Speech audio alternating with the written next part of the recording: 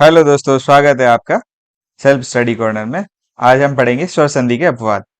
चलिए शुरू करते हैं। चलिए दोस्तों, स्वर संधि का ये भाग 4 है और इसमें हम इसके अपवाद पढ़ेंगे। तो अपवाद कैसे होंगे दोस्तों, पहले हम वो देख लेते हैं कि अगर मैं आपको पूछूं प्रे प्लस उड क्या बनेगा, तो आपको पता है यहाँ ए है और यहाँ ऊ है, तो ए और प्लस ऊ मिलके ओ बनेगा। ये गुण संधि वाला हो गया, तो ये प्रोड बन गया। आपने आंसर लगा दिया। लेकिन ये दोस्तों अपवाद है, ये ओ नहीं आएगा, यहाँ औ आएगा और ये बनेगा प्राउड। तो प्राउड जो बनेगा, तो ये प्रोड आप देख के बोलेंगे अरे ये क्या हो गया, हमने सोचा कुछ और था और बना कुछ और। तो इसी तरह हम सारे कुछ उदाहरण देखेंगे जो इसके अपवाद हैं और उनको ध्यान रखेंगे ताकि परीक्षा में कोई गलती ना करें। इसमें किस तरह के प्रश्न आ सकते हैं दोस्तों, तो यहाँ तो आपको शब्द देखिए, ये पूछेंगे ये किस संधि का उदाहरण है, तो आपको ध्यान रखना है ये स्वर संधि का उदाहरण है। और हम स्वर संधि में भी कौन सी गुण यण कौन सी संधि का कौन सा उदाहरण है वो भी देखते हुए चलेंगे। चलिए दोस्तों आगे चलते हैं। अगर हम देखेंगे गुण संधि के अपवाद, तो हमने देखा था गुण संधि में दोस्तों ए आ के बाद ई उ री आता है और ए औ और अर बनता है। तो देखिए जैसे एक उदाहरण देखते हैं, स्व प्लस ईरिणी। तो यहाँ ए के बाद में बड़ा ई आया है, तो हमारे हिसाब से तो ए बनना चाहिए, लेकिन होगा क्या, गुण संधि में वृद्धि संधि वाला काम हो जाता है और यहाँ पे आई बन जाता है। क्या बनेगा यहाँ पे दोस्तों, आई बन जाएगा, यहाँ ओ की जगह औ बन जाएगा। चलिए देखते हैं। तो बनना तो स्वरिणी था, लेकिन बनेगा क्या दोस्तों, स्वैरिणी। यहाँ एक मात्रा नहीं आके दो मात्रा आएगी। तो जब भी आपको ये शब्द दिखाई दे स्वरिणी, तो ये स्वर संधि में गुण संधि का अपवाद है। आगे हम देखें प्रे प्लस उड, ये हम देख चुके हैं प्रोड वाला। इसके बाद देखते हैं एक्स प्लस उहनी। तो अगर आप इसको सामान्य तय पे करते तो अक्षोहिणी लिख देते, एक्स प्लस उहिणी को आप अक्षोहिणी लिख देते, लेकिन यहाँ एक मात्रा नहीं आके दो मात्रा आएगी और ये अक्षोहिणी बनेगा। तो दोस्तों आप ये सब ध्यान रखने होंगे आपको, प्रोड अक्षोहिणी स्वरिणी ये सब अपवाद हैं गुण संधि के। अब हम वृद्धि संधि के देखेंगे दोस्तों। तो गुण और वृद्धि वृद्धि संधि एक दूसरे में चेंज होती रहती है, कि गुण वाले वृद्धि के बन जाते हैं, वृद्धि वाले गुण के बन जाते हैं। तो ऐसे कौन कौन से शब्द है जो वृद्धि के हैं और गुण बन जाते हैं, वो हम देखेंगे दोस्तों। यहाँ पे बनेगा आई नहीं, एक मात्रा वाला बनेगा दोनों ही उदाहरण। देखते हैं कुछ उदाहरण। अधर प्लस ओस्ट। तो अब अगर मैं इसको बनाता सामान्यतः, तो ये बनता अधरोष्ट। मैं बोलता सही है ना भाई साहब, ये सही नहीं है, ये है गलत। आपको एक मात्रा लगानी है। तो जहां भी आपको ओष्ठ नाम दिखाई दे दोस्तों, वहां वृद्धि संधि बनाना तो है, लेकिन ये अपवाद रूप में बनाना है आपको एक मात्रा लगा के। तो ये जैसे कंठोष्ठ, दंतोष्ठ, बिंबोष्ठ, तो जहां भी ओष्ठ दिखाई दे आपको एक ही मात्रा लगानी है। इसी तरह हम ओदन वाला आता है एक, तिल प्लस ओदन, तो आप तो दो मात्रा लगा देते, जो कि गलत है। हमें दो मात्रा लगानी नहीं है, एक मात्रा लगानी है, तिलोदन। इस तरह की भी जहां उदन दिखाई दे वहां पे भी आपको ऐसे ही उदाहरण यूज करना है, शुद्धोदन और अनोदन। चलिए कुछ उदाहरण अयादि संधि के भी देखते हैं दोस्तों, कि ए आई ओ औ के बाद इनको छोड़ के कोई भी इनके अलावा जो भी स्वर आएगा, तो ए का आए बन जाएगा, आए बन जाएगा, औ बन जाएगा और आओ बन जाएगा कर्म से। तो हम अगर अब देखें गो प्लस अक्स, तो यहाँ ओ है और इधर ए है, तो ओ प्लस ए समान स्वर बनता है औ। तो यहाँ आपका बनना चाहिए गव। तो आधा वे और ए मिलके ये बनना चाहिए गवाक्स, लेकिन ऐसा नहीं होगा, ये बनेगा आपका गवाक्स। तो ये वाला उदाहरण भी आपको ध्यान रखना है, आदि संधि का अपवाद है।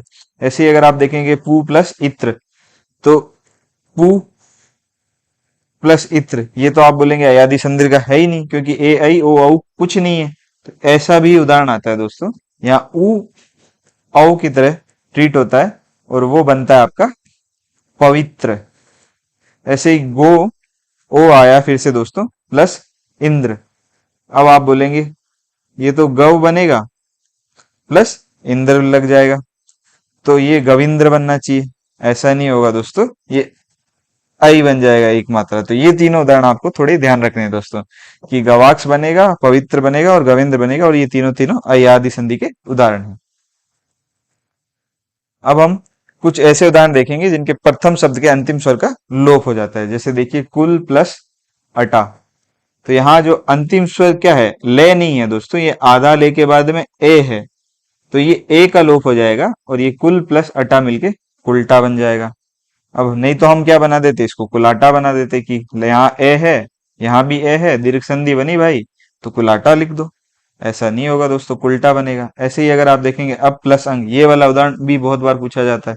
तो यहाँ अंत में ए है, ये पे हलंत है, आप ए प्लस ए बना के आ अपांग बना देंगे, जबकि ऐसा नहीं होगा। यहाँ पे ए का लोप हो जाएगा अंतिम स्वर का और ये बन जाएगा अपांग, अपंग बन जाएगा। इसे सीम प्लस अंत देखेंगे, यहाँ पे भी लास्ट में ए है और ए बन के आंत होना चाहिए, तो सीमांत बनना चाहिए, जबकि ऐसा नहीं होता, ये सीमंत होता है। इस तरह ही आप सारंग भी इसमें ऐसे है, मार्तंड भी इसी का उदाहरण है। तो ये चीजों का आपको ध्यान रखना है दोस्तों। पतत प्लस अंजलि, तो ये बनना चाहिए था दोस्तों पतांजलि, पतंजलि बनना चाहिए था, जबकि आपको पता है इस उदाहरण में बनना क्या चाहिए, पतंजलि। चलिए ये उदाहरण तो देख ही लिया आपने।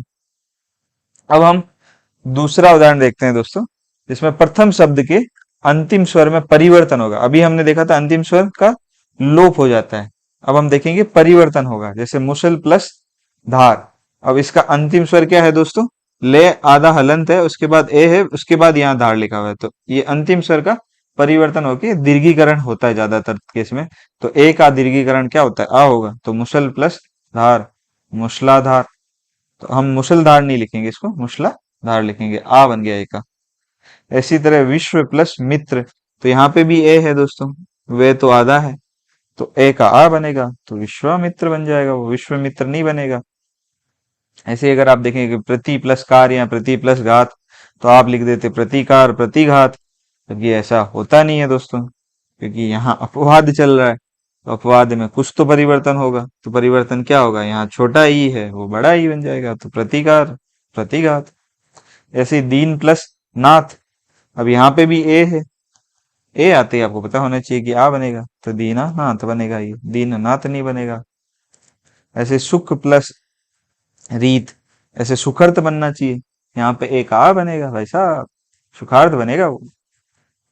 अब हम देखेंगे प्रथम शब्द के अंतिम स्वर में परिवर्तन के कुछ और उदाहरण दोस्तों। अभी जैसे कुछ उदाहरण हमने देखे थे, अष्ट प्लस वक्र, तो बनना चाहिए अष्टवक्र, यहाँ ए है, ए का आ बनेगा, क्योंकि अपवाद पढ़ रहे हैं, तो अष्टावक्र हो जाएगा। ऐसे गुड़ प्लस दौड़, होना चाहिए घोड़ा दौड़, क्योंकि घोड़ा दौड़ ही हम पढ़ते हैं, लेकिन ऐसा नहीं होता, असली में ये जुड़ता सीधा सीधा है और ये बन जाता है घुड़दौड़।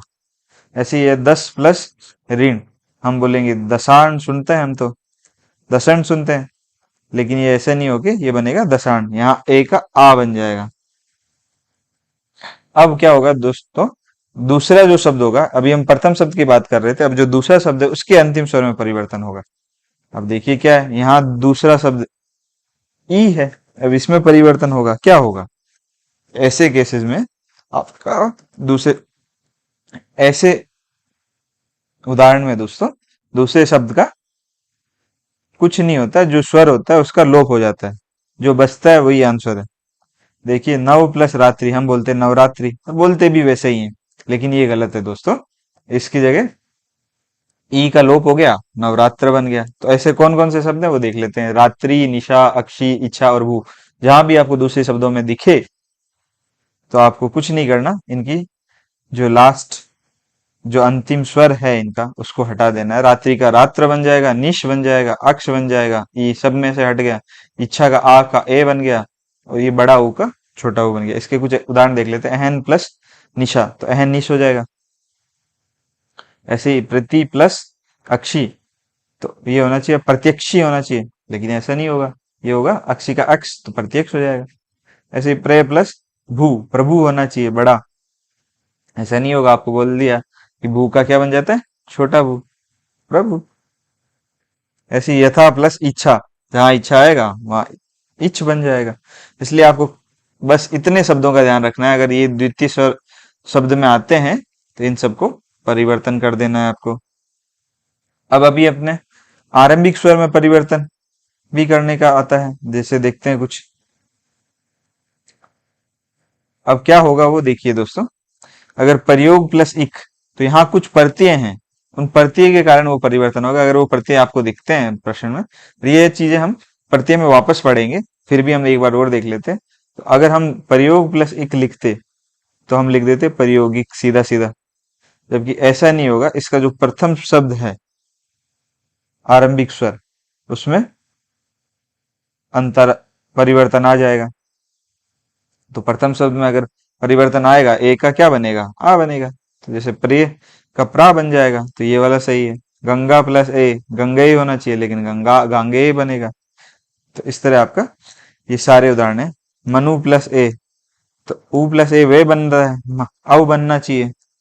ये भी अयादि टाइप ही हो गया दोस्तों, लेकिन मानव नहीं होगा, ये मानव होगा, क्योंकि शुरू वाले में परिवर्तन आएगा। ऐसे ही वसुदेव प्लस ए वासुदेव होगा पहले वाले में।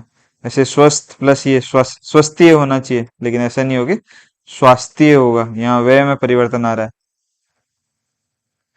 क्योंकि आधा से है, तो पहला वे ही पूर्ण होगा। व्यवहारिक, तो यहाँ अगर आधा आता है तो उसके दूसरे में परिवर्तन होगा। जैसे स्वस्थ में वे में परिवर्तन, वैसे यहाँ पे वे आधा है तो ये में परिवर्तन होगा। तो ये वाला व्यवहारिक हो जाएगा। स्वास्तिक, वासुदेव, मानव।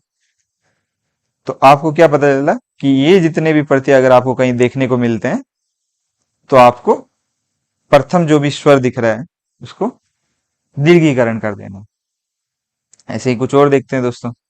अब ए का आ बना था, ऐसे ही ई और ए का आई बना देना जहां पे भी। जैसे देव प्लस इक, अब आपको लगेगा देविक बना दो या देविक बना दो, तो यहाँ जो प्रथम पे क्या लगा हुआ था, एक मात्रा लगी हुई थी, आपको दो मात्रा कर देनी है। ऐसे नीति प्लस इक, तो ये प्रथम पे बड़ी ई लिखी हुई है, तो उसका ए करेंगे, नैतिक बन जाएगा। वेद प्लस एक मात्रा, दो मात्रा करनी है, वेदिक।